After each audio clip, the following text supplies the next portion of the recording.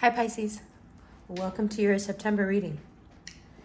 Yeah, so I've been going through a few family related things with my mom. I talked about it a little in the Capricorn video, and that's why I haven't been around for a little bit.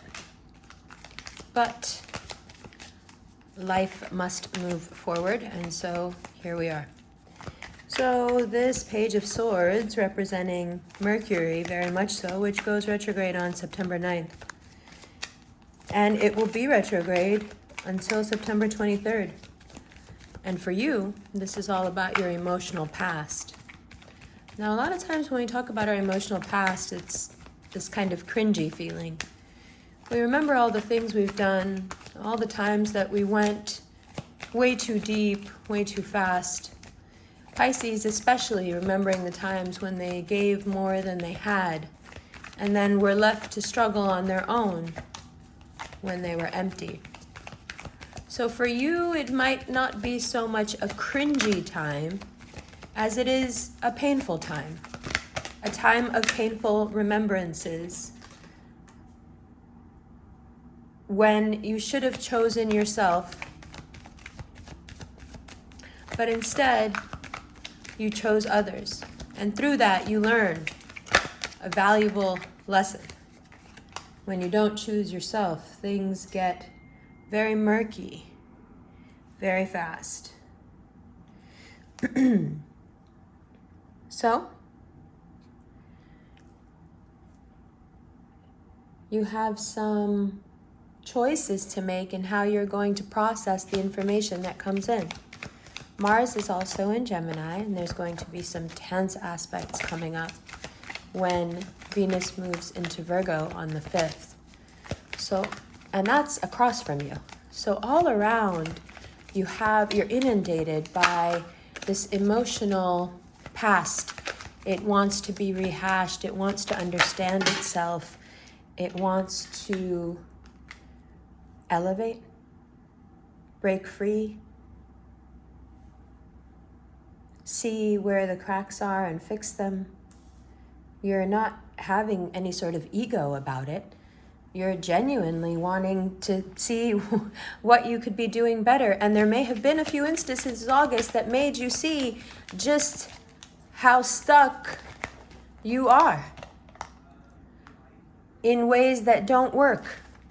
You may have encountered someone or something that made you kick right back into a pattern that's based on lack of worth.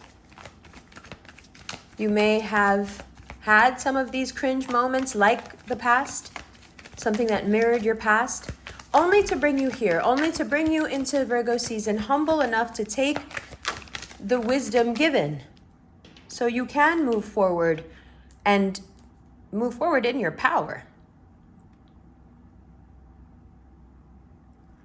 So whatever it was that brought on the humility, that left you open to Virgo season, teaching you a few lessons through rehashing your past and the way that you've been giving and giving and giving, especially to those who seem to just take and take and take. Now, in some instances, some Pisces, they've done the giving and they're actually, from this Taurus especially, getting a lot back. The whole world, in fact. So this doesn't have to be necessarily a negative. Sometimes the people you give to give back just as much, if not more. And if you're on that end of the spectrum, then this is just a month where you try to stay out of each other's way and you let each other rock. And there's not much communication needed because there's nothing that needs to really be fixed. But if you get into conversations about even seemingly mundane things, they can lead to arguments where there's nothing to argue about because that's just the energy of the month. So it's not like avoid your partner that you're very happy with. It's more give your partner that you're very happy with some space. And when you start to feel yourself slipping into these obtuse conversations that you know at some point will lead to, the fish and the horns coming to blows, just desist. That's all. It's another way to be considerate of your partner in this season. because Virgo season is not particularly easy on the Taurus spirit, nor is it easy on the Pisces spirit. So if this happens to be your situation, or an Aries, if that happens to be your situation, take it a little bit easy in just the everyday banter that you can have. You know how that banter can just go left sometimes, and you're like, what happened? We weren't even talking about anything. It wasn't even a fight. Yeah. That can happen a lot. And that is happening anyway because Mars is in Gemini. It's happening way more than anyone's comfortable with or that anyone thought was possible.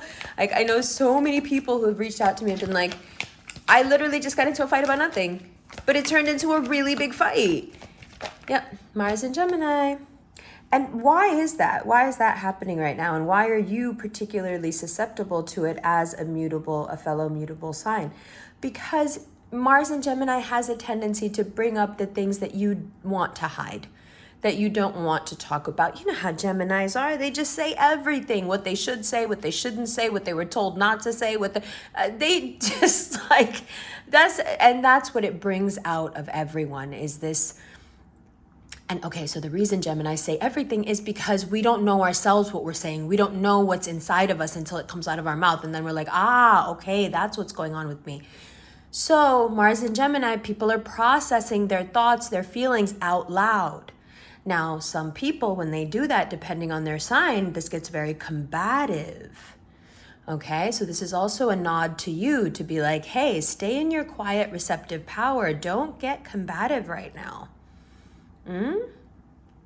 This is not the time to give into this energy, especially because now later we have this opposition coming up. Hold on, let's talk about that. Mercury in opposition to Jupiter, which is retrograde. Okay, so for you, that's going to be a time where you can easily separate from people and things. If you don't compromise and if you don't have a lot invested in something, which means you're not going to want to compromise, you're not going to want to give in, then things can separate, things can break, okay? There's a lot of confusion, especially around money. How much did you put in? How much did I put in? How much do I owe? How much do you owe? And it's really tough because nobody wants to really listen. It's like you can say over and over again in this season, no, but I did this much work, or I put in this much money, or I deserve this much, it's only fair. And no matter how logical it is, it's like people are not trying to hear you. They are wanting to be willfully ignorant, but to your face. It's kind of maddening, right? So how do you deal with a time when no one wants to listen to logic, especially about something as sensitive as money and work and time that's been put in? What do you do, right? Because it is also a time of secrets and about you telling your own secrets. So there's a lot of like chaotic elements being thrown in here. There's too much shady shit going on, basically. Okay, so yeah, you can stand in the middle of all the shade and be like, I put this much work in, I am telling the truth, but there's so much shady stuff going on that you're just one more voice that nobody's trusting and nobody's listening to. So even though you have a point, even though you're owed, I'm sure you're owed whatever you believe you're owed, it's still not the time to assert yourself and try to go after that thing, because all you're going to end up doing is moving yourself even further away from what you want by pushing. It's not a season where you can push because Jupiter is retrograde and Mercury is there to fight with Jupiter while it's retrograde. And there's just no forward movement at this time. And for a fish, that can get really frustrating because you're already starting to feel like you're in a fishbowl. And now on top of being in a fishbowl, you have this intensely critical energy that wants to talk to you about things that are so far outside of your purview. It's so far outside of what the ether in which you swim, this very materialist, practical, what are we going to do about money? What are we going to do about the future? What are we going to do about, if you don't bring up the past, this won't happen as much. So that's one hack that you can use, because it's the past and bringing up of the past that really instigates this conversation about the future being just like the past. And that's part of the reason that bringing up the past is so harmful. Aside from the very obvious that nostalgia is a form of depression, it's also about this mirroring effect that can happen when you are very tied to some version of yourself from the past and some set of events from the past. You really will continue to call that same instance into your life. And because that is something past and gone, what you're really manifesting into your life over and over again is disappointment in different faces and different, because that's what kind of triggers nostalgia, right? It's this kind of disappointment and sadness for a time that's gone. And so without realizing it, even though you think you're recreating the moment that you're nostalgic for, what you're actually recreating is the lack of the moment, which is what you live in when you're nostalgic about something. You're not actually in the moment at all. You're not jumping back to that moment. You're not having those feelings. You're having some version of those feelings that your brain has made up that's probably not even accurate. Memory, as we're finding out more and more, is highly inaccurate and very subjective. So, this fantasy world, this fantasy past that Pisces is very good at creating, it does have a tendency to destroy your present life, because you end up turning whatever situation you're in, regardless of what the other person is like or what the circumstances are, you end up morphing them into a version of what's already happened to you. 1, because you're mentally very powerful. 2, you're quite psychic. 3, because you have this brute force ability emotionally to put people in boxes. And you do it so well, and it's so subtle, and it's quite a gift.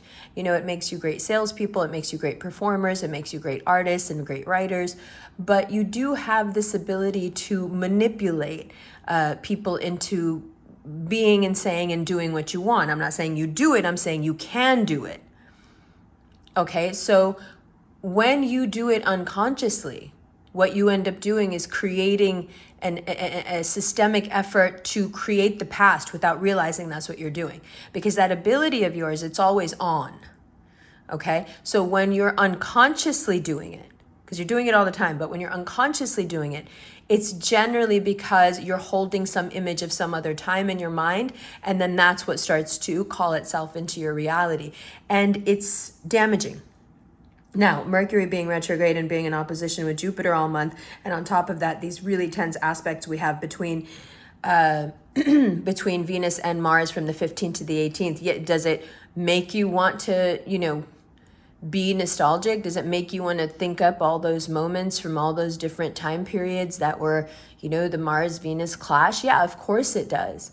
But this is the big test. You can't keep being given higher and higher levels of manifestation ability and getting more and more connected to source and more connected to the divine without being constantly tested and purified. That's just a part of the process. And here what it looks like is what's happening is that you need to become aware of how much your powers have ratcheted up, especially since we had that enormous conjunction in your sign months ago.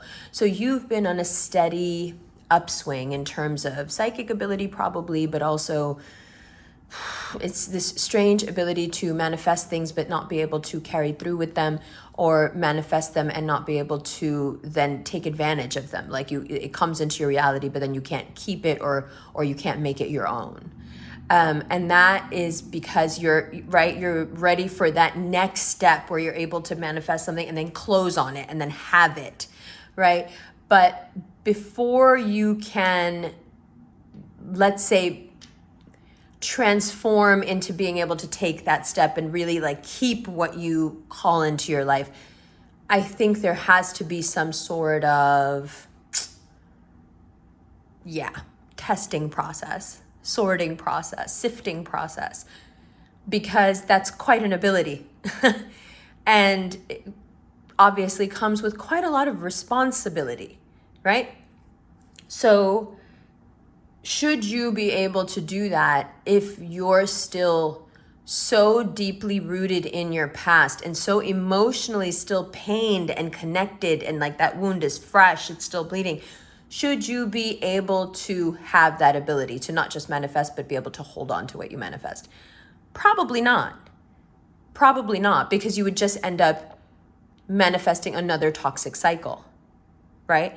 So this particular level up, which we knew would happen as the sun moved across from you, this, Virgo season for you is always a season of evolution. That's why it can be a season where you pull back a little bit. So your genuine desire to want to break free and take this next step and evolve, it's true, it's real. And so the universe is going to give you everything you need to pass this test. But the key is that when you get all these chaotic things that you will need, you have to keep your cool and you have to be patient enough to just put them in your bag and know that when the moment arises, you can go into that bag and grab that chaotic thing that you're holding right now and be like, oh, right, this piece fits here. And of course, you will be able to do that. And you do this all the time. But there is something about this season that makes us insecure. It makes us anxious. It makes us doubt ourselves. And then we start to spiral. And then all the things that work for us and all the things we know, tested and true things that we know always help us, they fail us only because we don't remember them and we don't utilize them.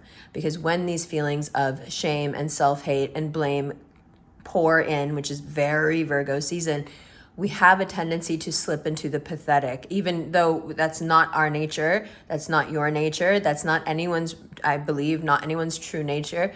But there is something fatalistic about Virgo season there is a sense of, yes, you want to be perfect, but if you can't be perfect, just give up. Right? And as to fish, you do have this extreme nature, and this does lend itself to your extreme nature.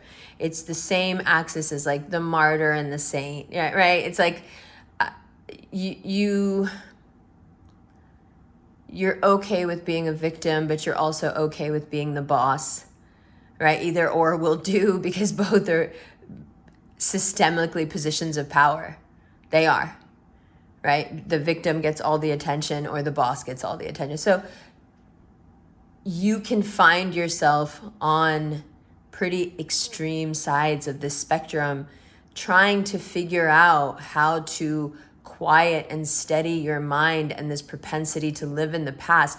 And within that struggle in September of trying to find this middle road is that test that you pass and you feel the level up within yourself that, okay, yeah, the next thing I really want, or the next thing I really, want to pray on or ask for, I'm going to get it. And I'm going to be able to hold on to it because I've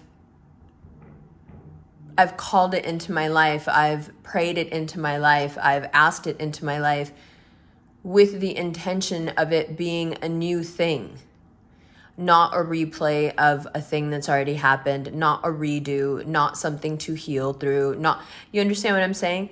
A genuinely new thing. Something very powerful about that for a sign that can be circular.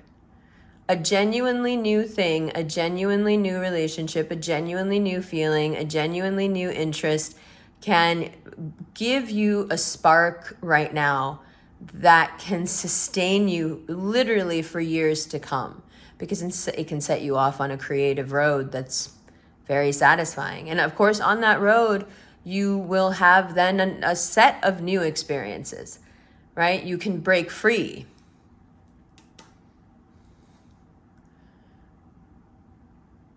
As long as you don't want to go backwards. As long as you don't turn around and look back. And what is that? What is that tendency? Even if we have no intention of going back, what is that tendency to turn around and look back? What is that thing within you that romanticizes the pain and the longing of the past? It's almost like lifeblood to you. But you have to remember that every new experience will be put into that category at some point. So it's good to keep refreshing the roster. You know what I mean? The thing about living in the past, Pisces, is that generally it's done as a way to protect yourself from life. That sort of isolation is generally reserved for those of us who had it too hard too young and had to learn in quite a crafty way how to be invisible, unseen. And so living in the past is definitely a form of emotional isolation used by those who cannot bear to be seen in a relationship, because for them to be seen is associated with a chaos and a violence in their childhood that they couldn't bear. They learned how to be invisible to survive. And so when your fight or flight is once again activated by a relationship, by someone you would really care about, the tendency to put on the show, the tendency to slip back into the past, the tendency to be generally inauthentic is not done out of any malice. It's not malicious. It's definitely not mendacious, even if it is a lie.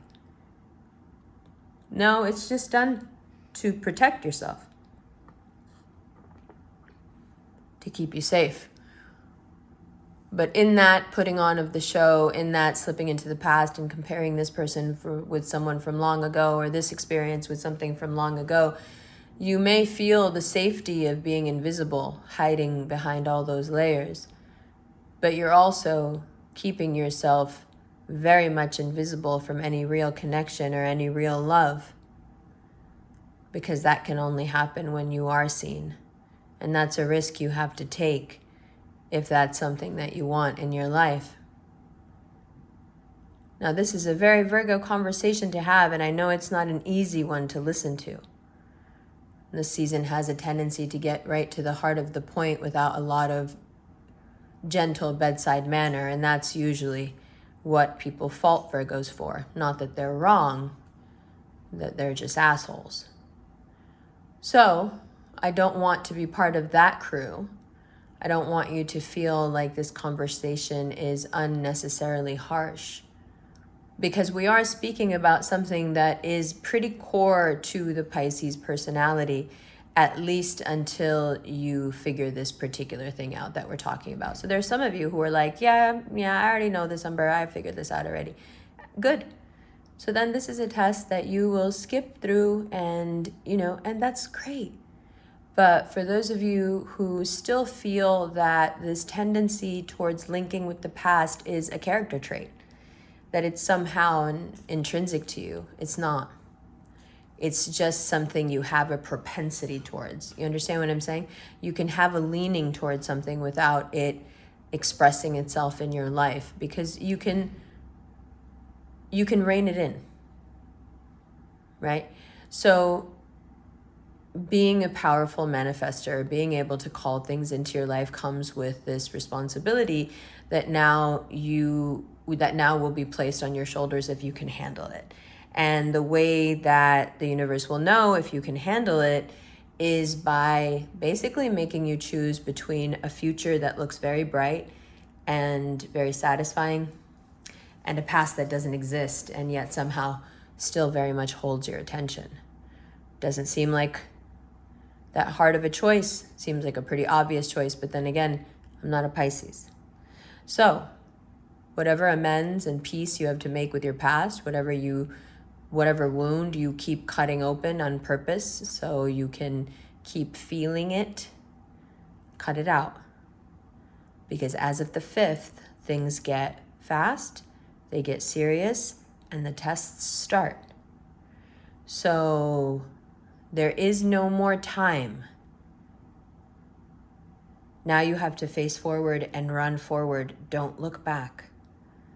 And if you face forward, and if you run forward, and if you pick up momentum, and if you don't look back, you slide into the sweetest era. It's just glorious and meaningful, substantial, based in something real.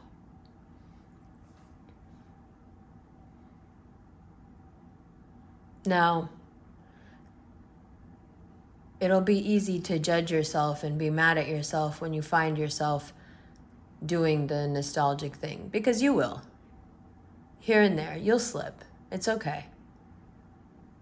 The key is not to beat yourself up. The key is not to start thinking something's wrong with you.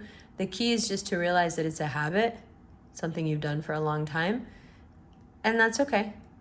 And now you're going to break that habit because you have a really good incentive. And I know that you can feel already within yourselves what I'm talking about, this happy, stable period that's approaching quickly.